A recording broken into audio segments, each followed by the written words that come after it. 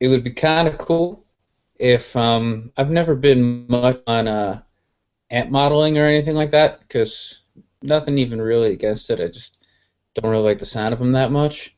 But but I think it would be kind of if we could get like two steps past where we're at right now. Like right now, you have software, but you're still actually bringing hardware with you, and yeah, it's smaller. But maybe I could actually be convinced, even if I didn't dig the sound as much, to get on board.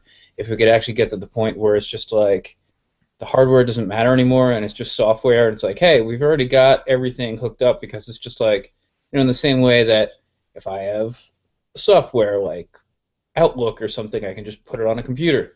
If we could get to the point where it's like, hey, I've got a thumb drive with my amp on it, and I'm just going to plug it in here, and there's I unfortunately I'll probably be dead to the point by the time this stuff actually gets really good and usable. But I think it'd be kind of neat if it's just like I got a keychain and here's my software, and I'll just log it into like this standardized, you know, computer or whatever, and it's just like that's my rig, and that would be kind of cool to just travel with a guitar and a USB stick or something like that. I was running a gear site for a long time. Now I still write for it, but I don't really run it anymore.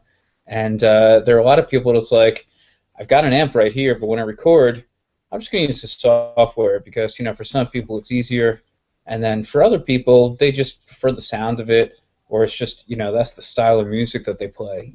For some genres, you know, amp software is already kind of the sound they actually want anyway. So I think for that entire generation, yeah, they would be super all for it.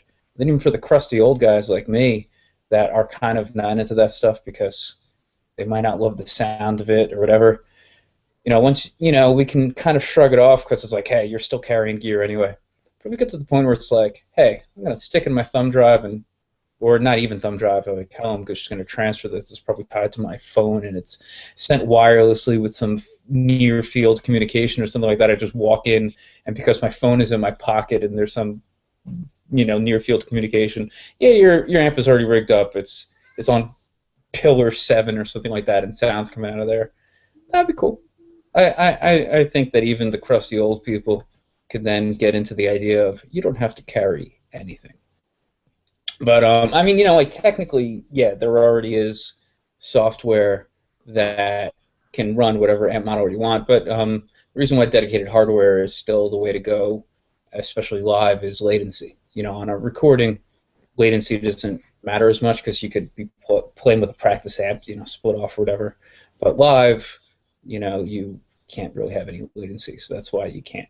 I have actually heard of bands using a PC on stage. A couple of them, like what the hell is that techie band, the Faceless, but they're one of the very few that actually literally use PCs and not an Axe FX or a Kemper or some dedicated hardware.